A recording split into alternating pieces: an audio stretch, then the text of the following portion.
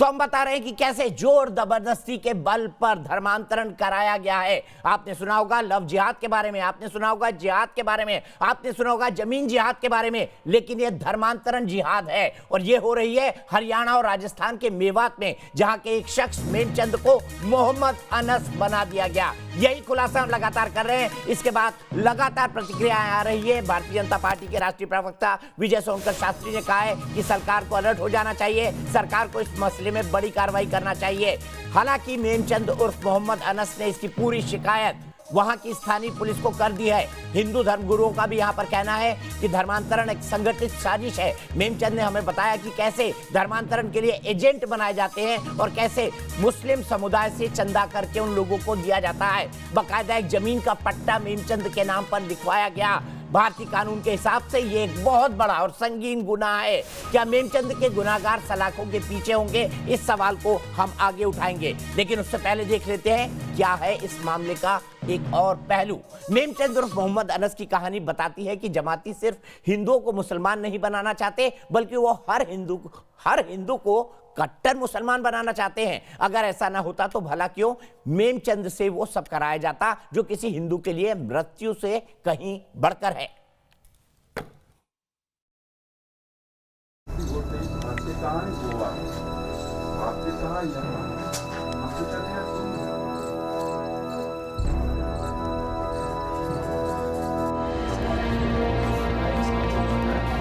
मेमचंद की सूनी आंखें आज इस देश से, समाज से न्याय मांग रही हैं। उसकी बेबसी का आलम समझना सबके लिए मुमकिन नहीं है, क्योंकि तबलीगियों के साथ बिताया वक्त उसके लिए नर्क में बिताए वक्त से कम नहीं है। जिस गाय को मेमचंद सारी जिंदगी माता मानकर पूजता आया था, वही गौ माता मेमचंद के लिए अग्नि परीक्षा बन गई। तबलीगियों की जिद थी कि धर्म परिवर्तन के बाद मेमचंद अपने हाथ से न सिर्फ गाय की गर्दन पर छुरी फिराए, बल्कि वो उसका मांस भी खाए। मेमचंद ने इनकार किया तो उसके साथ जो हुआ वो सोचकर आज भी उसकी रूह कांप जाती है। जब आपको मस्जिदों में रखते थे तो खाना पीना बिल्कुल मुसलमानों की तरह खिलाते थे या क्या करते थे? फिर भी मैं बता रहा हूँ कि ये जो क्या है कि जो गाय होती है इसकी मीट को तो मेरे को ज़बरदस्ती मार मार पीट पीट के खिलाते थे कि आपको गाय की मीट तो खानी ही पड़ेगी। आपसे गौ हत्या भी कराई उन लोगों ने? मेरे से गौ हत्या करवाई थी, एक दो गांवों पे हाथ गिरवाया था। मेमचंद को जबरन धर्म परिवर्तन कराने के बाद तबलीगियों ने उसका ब्रेन वॉश करने की जो कोशिश की वो आपको दहला सकती है, क्योंकि उसे बताया गया कि अब तक वो जिस धर्म में था वो धर्म नहीं, पाप है।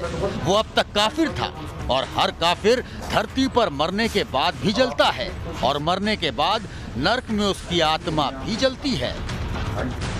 मेमचंद की रूह में असल सिहरन तो उस वक्त हुई जब उसे ये बताया गया कि अब जब वो मुसलमान बन ही गया है तो वो तबलीगियों का असली मकसद भी जान ले, और उनका असल मकसद था हिंदुस्तान से हिंदुओं का सफाया। तो ये जो आपके साथ जितने लोग आए, ये सब लोग कौन? ये जमात वाले थे, यानी तो जो तबलीगी जमात है वो सारे वो लोग थे? ये तबलीगी जमात से सब जुड़े हैं कि जो मेवात में चलती है सब तबलीगी जमात चलती है और कुछ नहीं चलता।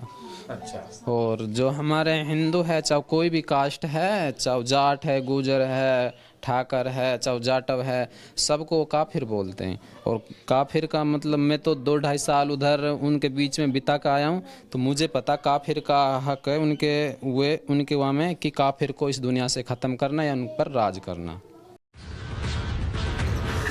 जनवरी 2018 में मेवाती मेमचंद को मेवात के फिरोजपुर झिरका इलाके में गांव इब्राहिम बास लेकर गए थे, जहां से वो परिवार समेत अगवा हो गया।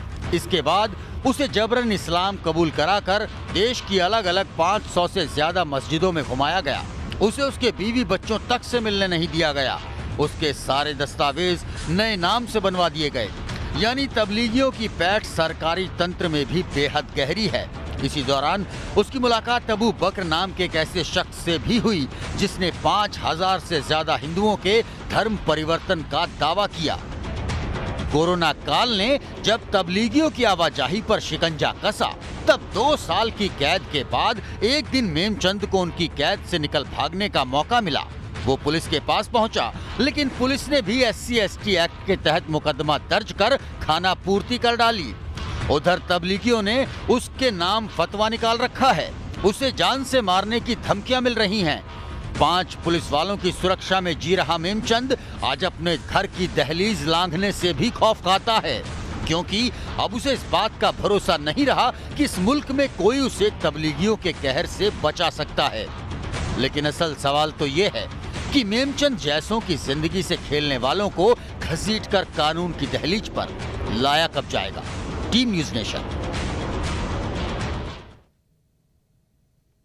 तो आप देख रहे थे जो वोटर कार्ड था, वोटर कार्ड जो इलेक्शन का वोटर कार्ड होता है, उसके अंदर मोहम्मद अनस नाम लिखा हुआ था और पिता के नाम के आगे क्या लिखा हुआ था, आपने शायद गौर नहीं किया होगा, खुदा।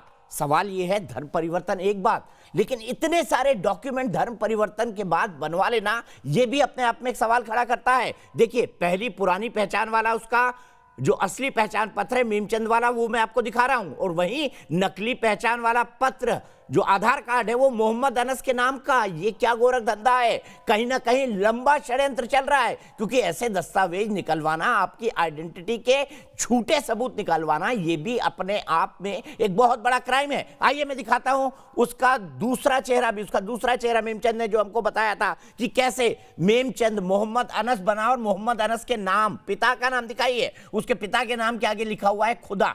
देखिए कैसे लिखा हुआ है उसके कार्ड के ऊपर, दिखाइए इलेक्टोरल वोटिंग कार्ड मेमचंद का,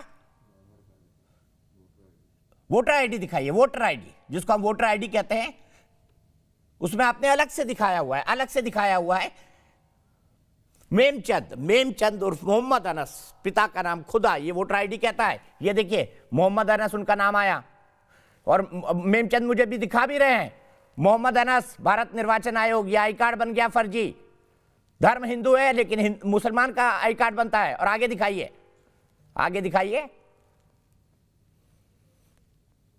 मेमचंद भी दिखा रहे हैं, मेमचंद को भी आप अपने दूसरे उसमें दिखा सकते हैं, पिता का नाम लिखा हुआ है वहां पर, वो देखिए नीचे खुदा। चलिए आगे बहस को बढ़ाते हैं। मेरे साथ भारतीय जनता पार्टी के राष्ट्रीय प्रवक्ता विजय सोनकर शास्त्री जी हैं, मेरे साथ चक्रपाणी महाराज जी हैं, मेरे साथ विजय शंकर तिवारी जी हैं, मेरे साथ दीपक चौहान है जो कि एक वरिष्ठ वकील हैं, राजस्थान से आते हैं, मेरे साथ माजिद हैदरी जी हैं, मेरे साथ मुजब्बिर रहमान जुड़ेंगे, अली कादरी जी जुड़ेंगे, और साथ ही साथ मेरे साथ राज भी जुड़े हुए हैं।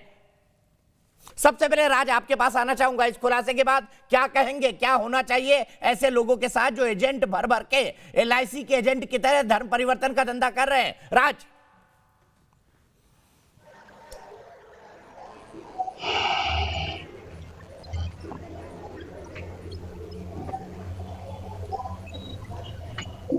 वेद सॉरी, ये सवाल आपसे। वेद बताइए क्या करना चाहिए ऐसे लोगों के साथ जो एजेंट LIC एजेंट बना के धर्म परिवर्तन करवा रहे हैं। वेद। दीपक जी, एक तो आप बधाई के पात्र हैं, आपने इतना महत्वपूर्ण विषय आज जो है अपनी डिबेट में स्थान दिया, और ये एक सामाजिक खतरा तो है ही है, साथ ही साथ एक राष्ट्रीय खतरा भी है। मैं आदरणीय विजय सोनकर शास्त्री जी की बात को आगे बढ़ाता हूं इस चर्चा में। अभी शास्त्री जी कह रहे थे कि सरकार को जो है अलर्ट हो जाना चाहिए, और सरकार को जो है माजिद हैदरी को हंसी क्यों आ रही है? माजिद हैदरी हंसी क्यों आ रही है, बता दीजिए मुझे जरा, किस बात पर हंस रहे हैं? किस गरीब आदमी के साथ ये काम हुआ? जिस जय भीम जय मीम की बात करते हैं उसके साथ ये काम हुआ, इसलिए हंस रहे हैं आप। बेशरम है, आप दांत निकाल रहे हैं। ये भी मेमचंद ही था, आज माजिद हैदरी दिखाई दे रहा है। दुनिया में इन लोगों ने हंस क्यों रहे हैं माजिद हैदरी? वेद एक मिनट रुकिए, हंस क्यों रहे हैं? एक गरीब आदमी को बंधक बना के रखा गया, उसके बेटी बेटों को उठा लिया गया, धर्म परिवर्तन कराया गया, खतना करवा दिया गया, गौ मांस खिलाया गया। आप जैसे बेशरम लोग हंस रहे हैं, क्यों हंस रहे हैं? आज इस देश में सारे मुसलमान बैठे होते हैं इस डिबेट में। टर्की के आज ये जो भाजपा वाले हैं ना, ये भी आज मुसलमानों की पार्टी होती, आरएसएस भी मुसलमानों की होती। भाई इस्लाम में जबरदस्ती नहीं होती, आप करें तो घर तो इसके साथ जबरदस्ती क्यों हुई माजिद हैदरी? ठीक है, वेद बताइए इसके साथ जबरदस्ती क्यों हुई? हंस रहे हैं ये, बेशरम है ये।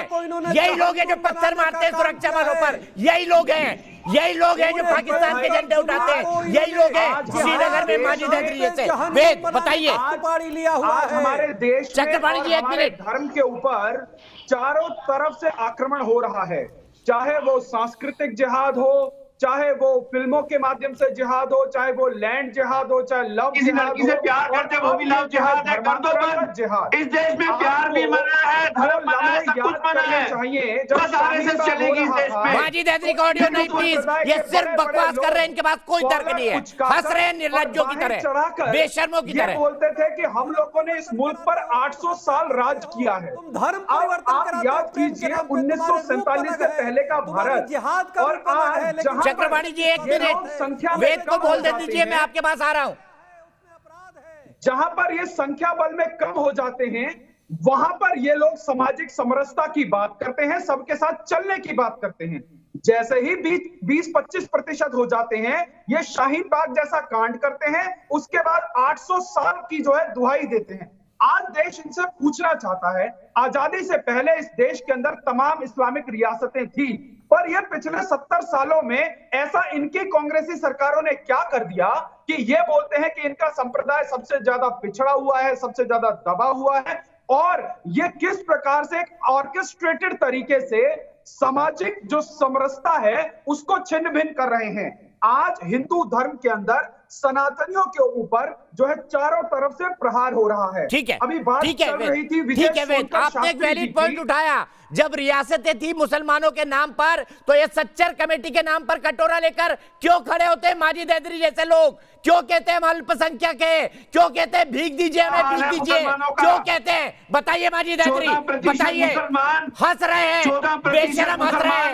और गवर्नमेंट में सिर्फ 4%, IAS IPS में सिर्फ 4%। फिर रोने लग गए। कहां का इंसाफ है? फिर विक्टिम कार्ड, सच्चर कमेटी फिर रिपोर्ट विक्टिम कहती है कार्ड। मुसलमानों का आदिवासियों से बुरा हाल है, उन्हें तो जीने का पूरा ढंग भी नहीं दिया जाता है, सच्चर कमेटी रिपोर्ट कहती है। और क्या किया पिछले 10 सालों से आपने, जब से सच्चर कमेटी रिपोर्ट आई? 14% देश में है, 4% हम IAS IPS में है। आपका नारा क्या है पता है माजिद हैदरी? आपका नारा क्या है? हम दो हमारे 25, हमारे हाथ में AK-47। हम दो हमारे 42, हमारे हाथ में AK-47। यही नारा है आपका। हम दो हमारे 42, हमारे हाथ में AK-47। उससे ज्यादा कुछ नहीं।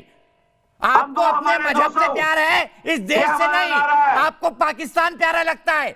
हम दो हमारे 42, हमारे हाथ में AK-47। यही नारा है ना आपका? इसीलिए पत्थर फेंकते हैं ना श्रीनगर में, इसीलिए पत्थर फेंकते हैं ना। बकवास कर रहे हैं। सीधे चलता हूं मैं, सीधे चलता हूं विजय सोनकर शास्त्री जी के पास। विजय सोनकर शास्त्री जी, जहां पर ये अल्पसंख्यक होते हैं वहां भाईचारे की बात करते हैं, और जहां बहुसंख्यक होते हैं जैसे श्रीनगर, हिंदू भाइयों को निकालकर फेंक दिया गया। क्यों? क्या यही धर्मनिरपेक्षता है?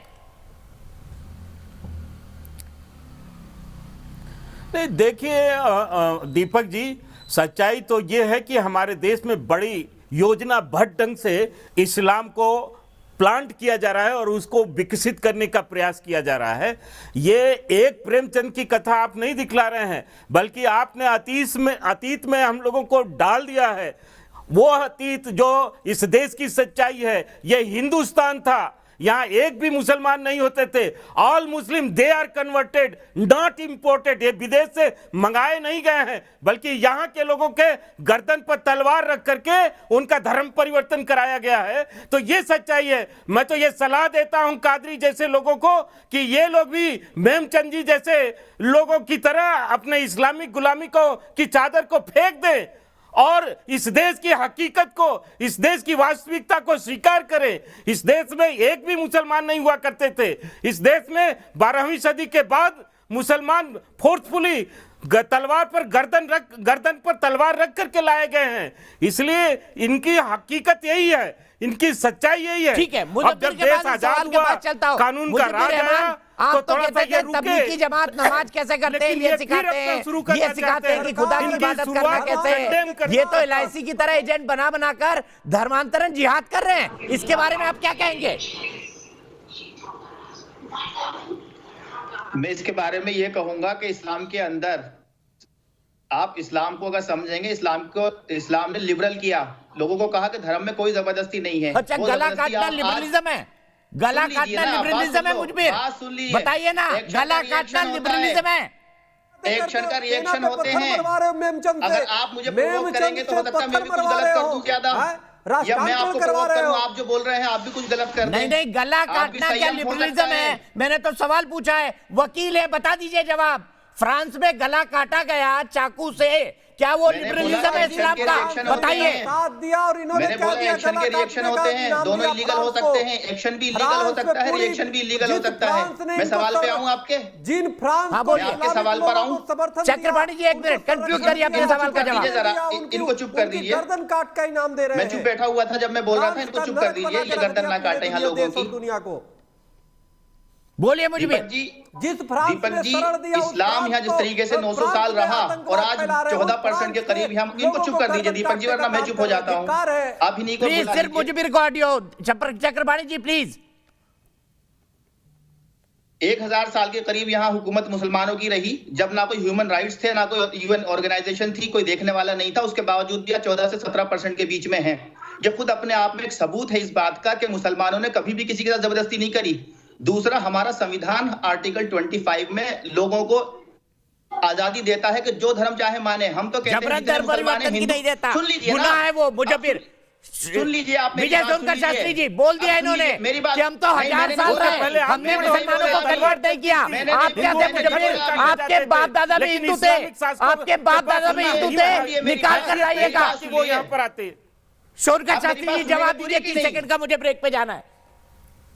आपके बाप दादा भी हिंदू थे, मुझे फिर निकाल कर लाइएगा। जो बोलते हैं ना कागज नहीं दिखाएंगे, इसीलिए नहीं दिखा रहे थे कह रहा आप। हूं मैं, ये आजादी आप सीखिए, इस्लाम से सीखिए आप आजादी।